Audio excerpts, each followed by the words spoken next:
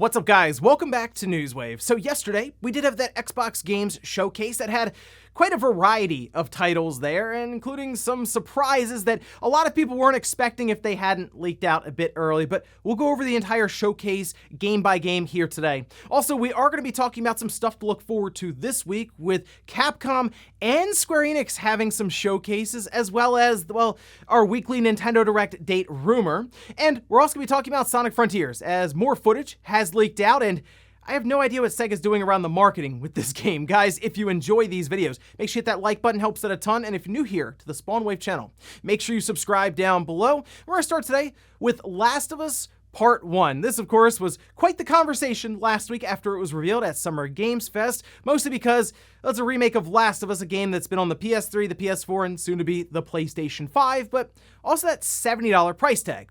Well, there was a special edition to go alongside of that at $100, and you can see on the PlayStation Direct store, it appears to have been sold out at this point. Now, people were mentioning over on eBay, they started to pop up for double or even triple the value of what was there on the Direct PlayStation store, and I believe it was limited specifically to the PlayStation Direct store, so people may have been buying them thinking they'd flip it, but eBay does have that policy where you technically can't post up a pre-order for something that's not out in the next 30 days. It's some rule like that, so most likely those listings were getting reported and then pulled down. But it is definitely a contrast at times when you realize the conversation that happened online and the arguing back and forth, and then you look over and you're like, oh, it just completely sold out. Also, I want to circle back around to the conversation with the Dreamcast Mini and the Sega Saturn Mini because, well, Sega unveiled that Mega Drive 2 with the Mega Drive CD games. It's a cool idea to put those Mega Drive CD games that have become pretty expensive online just onto this mini console with 50 different titles.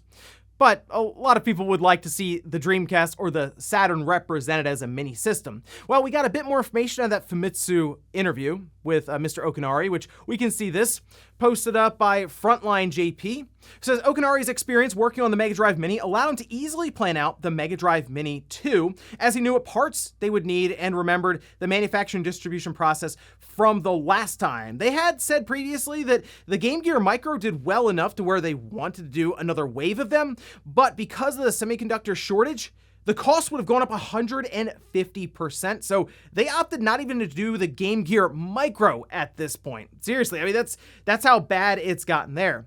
But he does know that many people are probably disappointed that it is not a Sega Saturn Mini or Dreamcast Mini, but the Mega Drive Mini's board is not good enough to run Sega Saturn games. The development of boards is currently in limbo due to the pandemic as well, meaning that costs would skyrocket.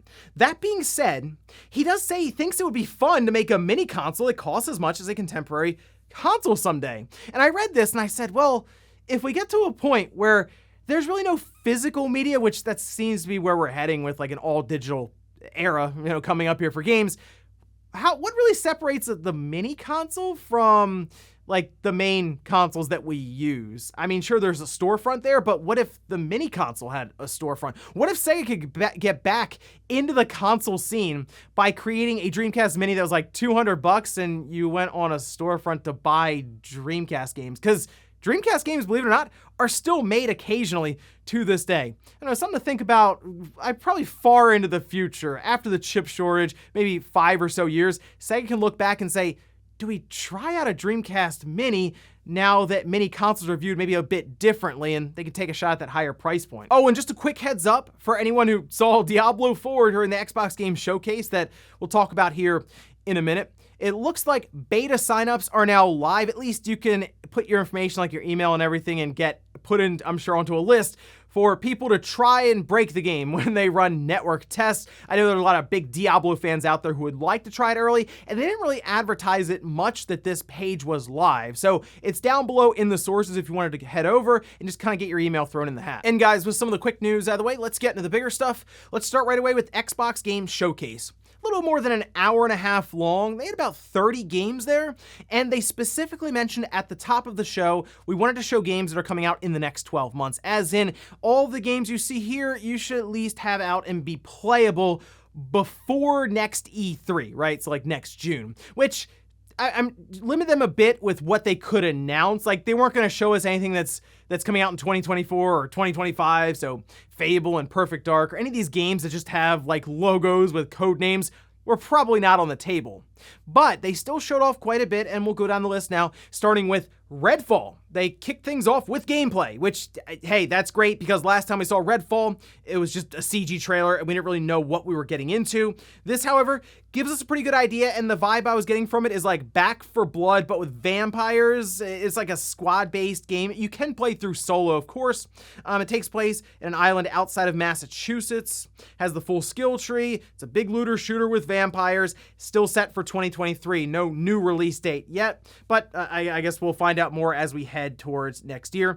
Hollow Knight's Silksong made an appearance here, and this would have been a massive shock if it didn't leak out early, because everyone just associates Hollow Knight and Silksong with Nintendo, and they figured it'd be in a Direct, but no. After all of the predictions for Directs, it ends up being in an Xbox Game Showcase, and it's going to Game Pass Day 1. Hey, all I can say for Team Cherry, get that Game Pass check. Awesome to see that. High on Life, that's from the creators of Rick and Morty, had a talking gun and knife. Certainly seems to have the same kind of humor as Rick and Morty. It's going into Game Pass in October. Then we had Riot Games, and these are more benefits for Game Pass for things like Valorant, League of Legends, where if you have Game Pass on PC, you would then have perks like unlocking all of the characters in a game, as an example. They showed off a list of benefits you would get, so hey, if you play any of these games and you have Game Pass, might want to check it out, see if it would indeed benefit you in that title. They showed Plague Tale Requiem, still set for 2022, of course, going into Game Pass, but no release date yet, so we'll just have to keep an eye on that to see when we do get that release date. Forza Motorsport is one of the highlights of this show. The only unfortunate thing is it's spring 2023, and I thought this was going to be one of Microsoft's big 2022 holiday titles. Not the case, but when they were showing off the visuals, the gameplay, this game looks incredible when it comes to the racing simulation genre. Real-time ray tracing is going to be on track, which they specifically said, I believe, to take shots at Gran Turismo.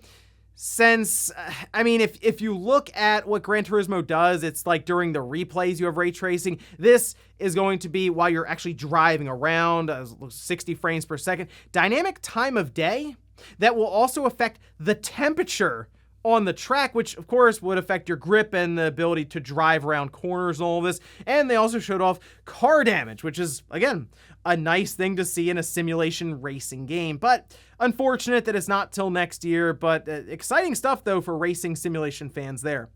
Flight Simulator, 40th anniversary. Halo is having a crossover with it. The Pelican. I saw this, I was like, you know what? That's a fun idea for Flight Simulator. Why not?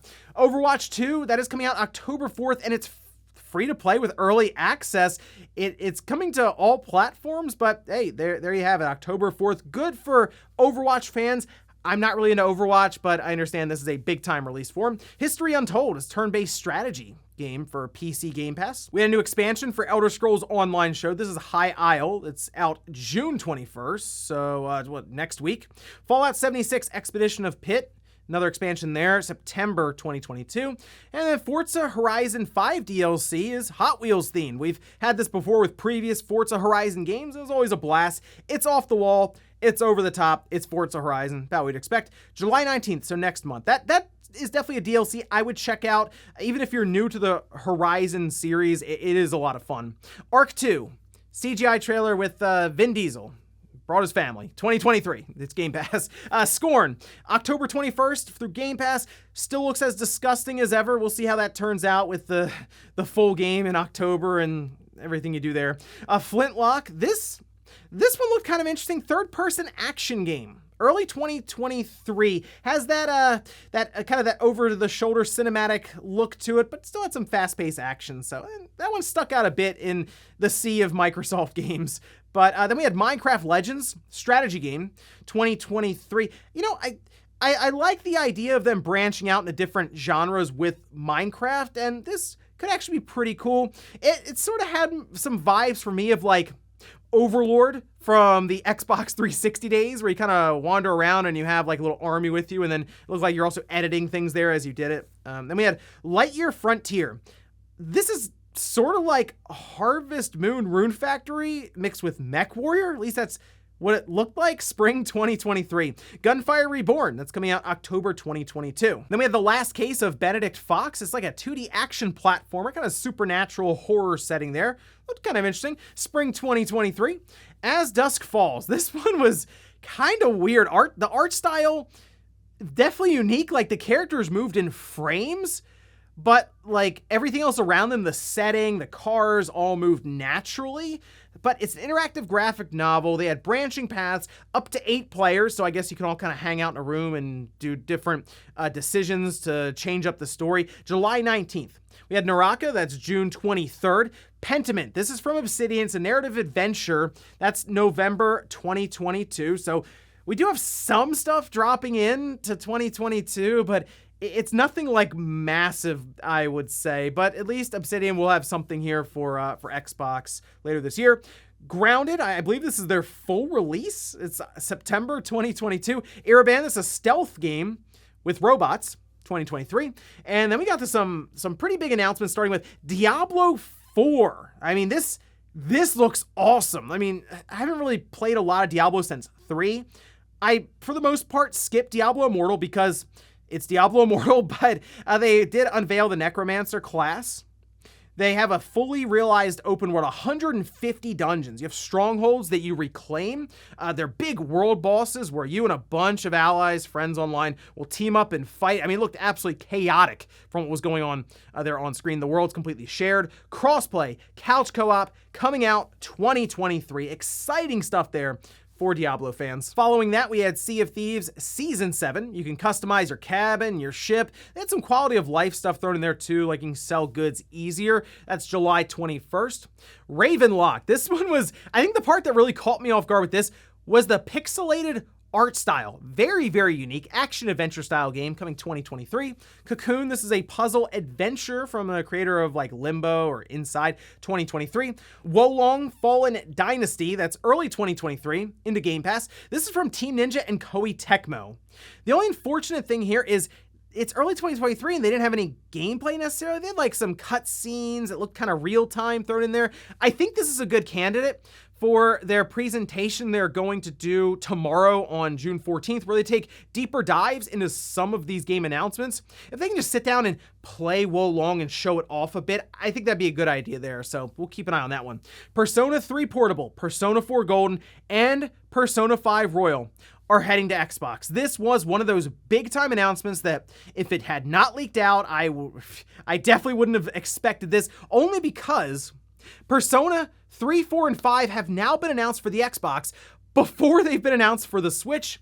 One of the most Atlas things I can think of right here. But starting with Persona 5 Royal, that will be heading to Game Pass October 21st, and the other two will be following. Interesting Persona 3 Portable, though. I figured it would have been like, what, FES? I believe that's the version that most people point to as the better one.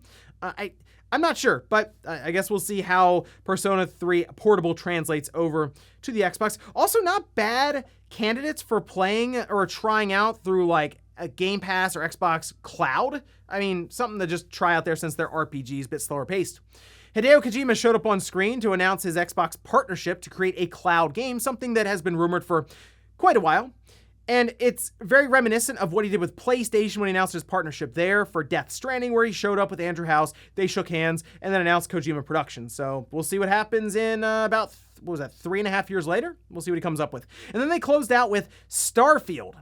Full gameplay. It was extended, too. They showed quite a bit. They showed where you land on a moon for Crete, and I thought the landscapes looked pretty good. The frame rate was rough at times, but that's what I expect going into some of these Bethesda games. But they had like the O2, CO2 meters. They were surveying for resources and they were collecting them by shooting them. Very, very much No Man's Sky-esque. Like, there are direct comparisons online, and I completely understand that one. The shooting looks tighter than Fallout, definitely. Like, the bullets seem to go where you want them to and not just completely sideways out of your gun at times. Exploring space, though, you're basically looking around for artifacts is how they're describing it to kind of pull you along with a narrative. So in contrast to No Man's Sky, there is at least a storyline pull through the game. Highly customizable character creation, full crafting system. You build outpost bases, you build your own spaceship.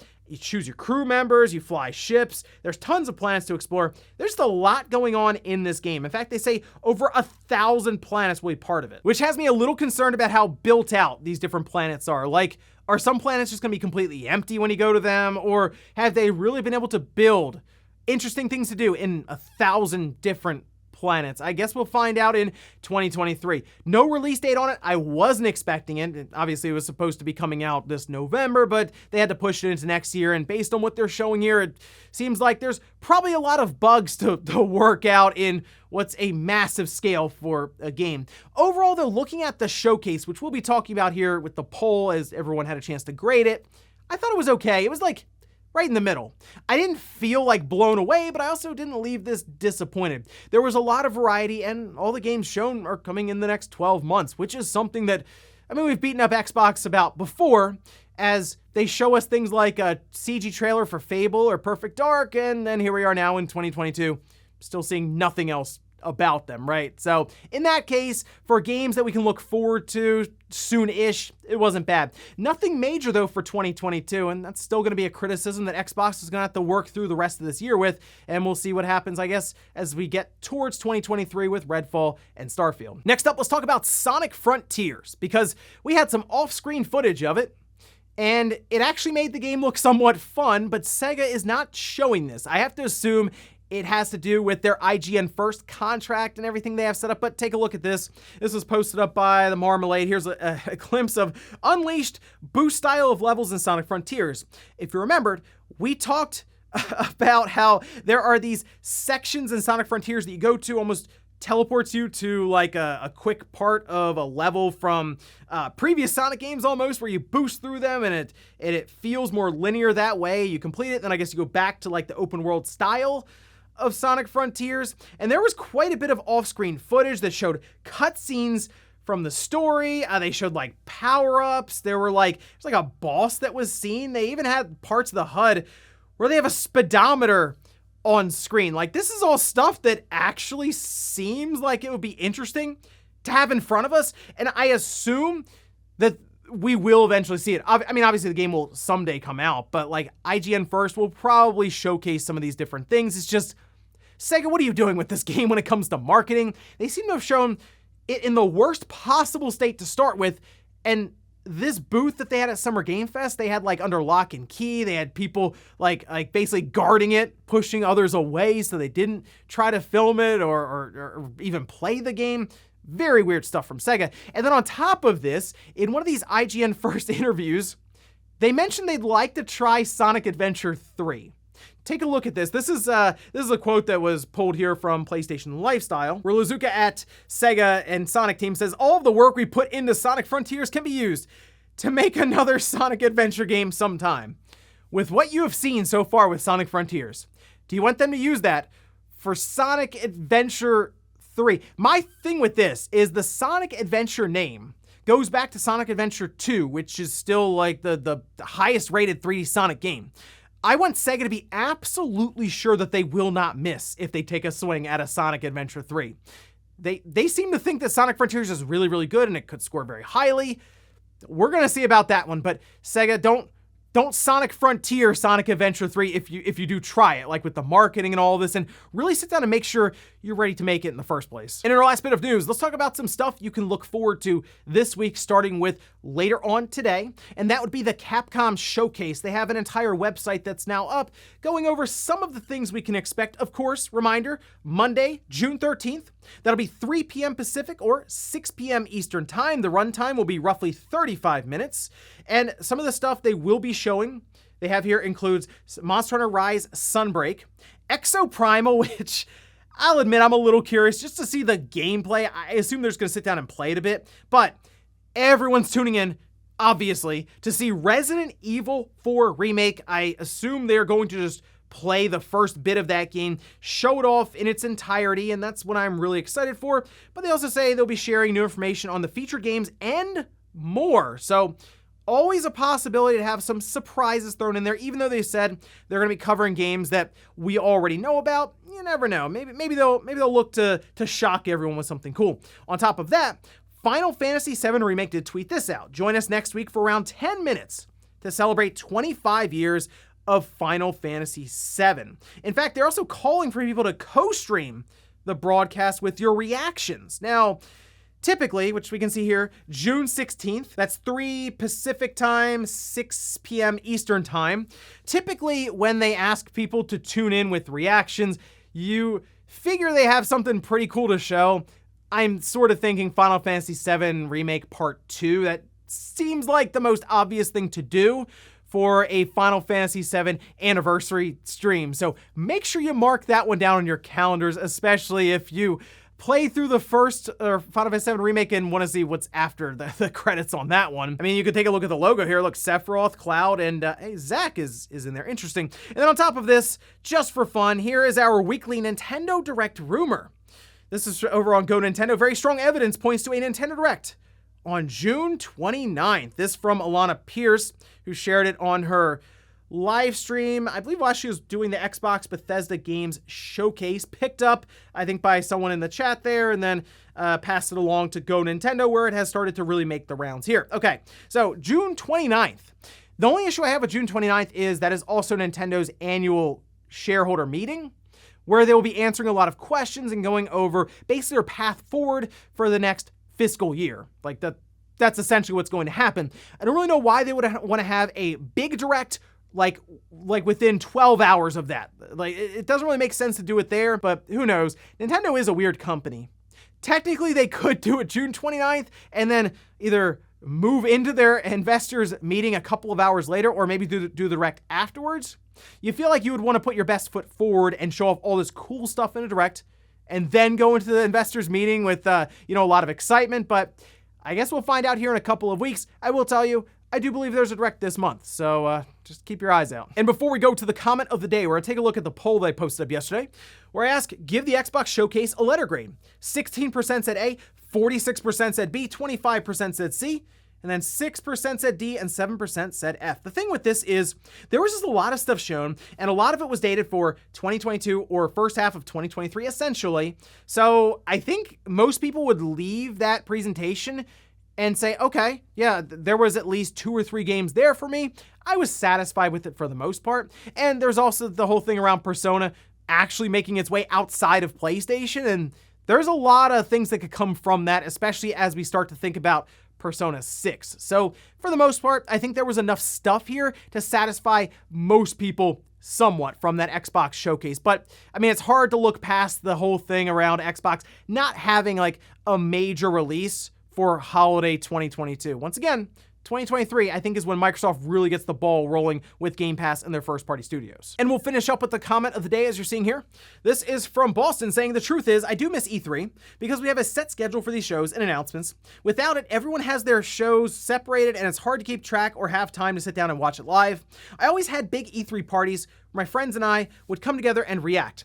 I think that's the part that most people are missing this year, or really the year there was an E3 as well before this, is because there's no structure. It's just like all over the place. It's scattershot. Whereas when E3 is coming up, we'll have a direct already announced. Like, it would have been announced, weeks ago at this point, and we would have been locked in on this week. Right now we're going into where there's like, okay, there's a direct, there's Square, there's Capcom, there's Devolver, and Devolver already did their show. We have Capcom and Square coming up, but you're right. The idea that E3 is easy to kind of nail down, pinpoint, we'd have all the schedule completely released. You can figure out when you want to take time off of work to watch a bunch of commercials. It was easier to work around it, whereas now we're just kind of like, well, there's a direct at some point this month, I think. And then you're like, well, what's going to be at Summer Game Fest? And is Sony doing a state of play for God of War? And like I said, it's all over the place right now, so that, with the physical event that I would like to see come back, I'm hoping 2023 can make a triumphant return for next year. We'll see. And ladies and gentlemen, that's going to do it here for Newswave. If you enjoyed this video, guys, hit that like button. If not, hit the dislike. Leave comments down below about everything we talked about here today. Where's the Xbox Game Showcase? What'd you think of it? What was your favorite announcement? And also, what about some of the showcases coming up here, whether it's Capcom or Square? Do you think they're going to have something big to talk about with Final Fantasy VII Remake? And then, do you think Nintendo's really going to hold a direct on almost the last day of June on the 29th? Same day as their a big annual investors meeting. Thanks, guys, for watching, and I'll see you next time.